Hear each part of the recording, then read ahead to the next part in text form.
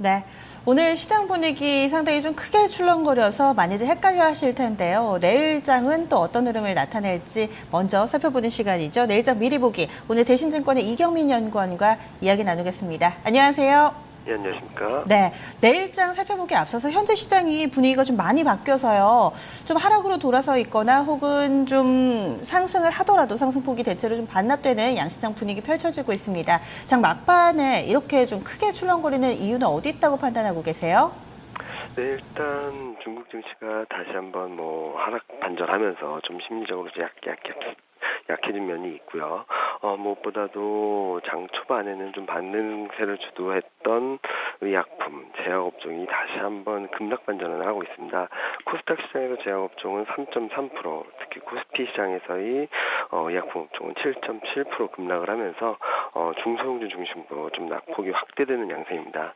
반면 IT, 그러니까 삼성그룹주들이 코스피 시장에서는 든든히 버팀목 역할을 해주면서 코스피는 상승폭을 줄이긴 했지만 플러스권에서 등락을 보이고 있습니다. 역시나 이 제약바이오의 급락이 시장에 좀 충격을 주는 모습인데요. 그럼 내일장 보겠습니다. 어떤 포인트들이 준비되어 있나요? 내일장은 무엇보다도 FOMC 회의 결과에 따른 금융시장 반응이 중요하지 않나라는 생각을 하고 있습니다. 아마 내일 새벽이면은 7월 FOMC, 미국 FOMC 회의 결과를 확인할 수 있을 텐데요. 이 결과에 따른 해석 그리고 그에 따른 투자 심리 변화가 시장에 큰 영향을 미치지 않을까라는 생각을 하고 있습니다. 특히 코스피 시장에서는 외국인 매매 패턴이 더 매도가 강화될지 아니면은 순매수 전환하거나 매도 강도가 완화될지 여부를 결정질 변수라고 보고 있고요. 그리고 대형주 강세가 지속될 수 있을지에 대한 중요한 가늠자 포인트가 되지 않을까 전망을 하고 있습니다.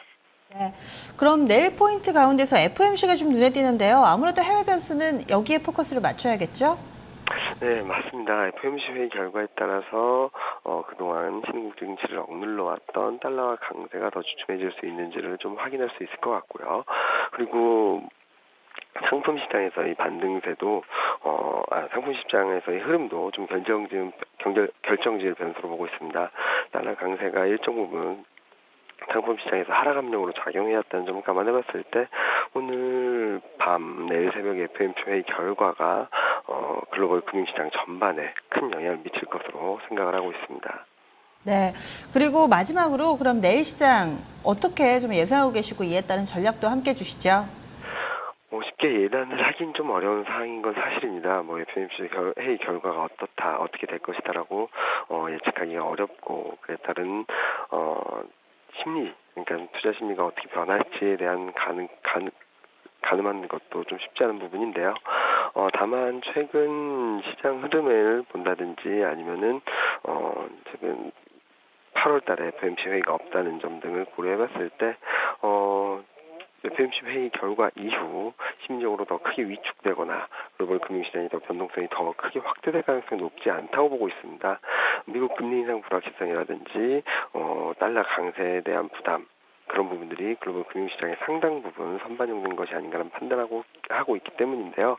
따라서 이번 FOMC 회의는 좀 안도하는 그런 계기가 되지 않을까라는 생각을 하고 있습니다. 코스피 같은 경우는 오늘 좀 장중 좀 고점을 형성하고 상승폭을 줄이는 데 역할을 했던 2050선 돌파 및 안착 시도가 기대되고 있고요. 코스닥 같은 경우는 당분간은 좀 변동성 장세가 좀 이어질 수 있습니다. 단기 급락 이후 반등세를 보이고 있지만 제약업종이 여전히 흔들리고 있다는 측면에서 시장의 중심을 잡아가기까지는 좀 시간이 필요하다고 생각을 하고요. 따라서 일단은 직전 저점, 그러니까 어제 저점이죠. 어제 저점인 720포인트가 중요한 분기점이 될 수 있을 것으로 보고 있고 동시대에서 지지를 확인할 경우 분위기 반전 시도는 꾸준히 나타나지 않을까 전망을 하고 있습니다. 해별로는 어느 쪽이 좀 유망하다고 보세요? 그동안은 코스닥의 강세 이끌어줬던 제약바이오 쪽 오늘 좀 크게 출렁거림 나타나고 있고 원달러 환율도 좀 오늘은 크게 꺾이면서 그동안에 단기 반짝 상승을 했던 자동차를 비롯한 대형주들도 시장에 대안이 되지 못하고 있는 것 같은데요. 어느 쪽으로 좀 접근하는 게 유효할까요? 지금 현재로서는 대형주 접근이 좀 유효하다고 생각을 하고 있습니다. 일단은 원달러 환율이 상승하는 과정에서는 시장에 환율 효과가 반영되긴 좀 어렵습니다.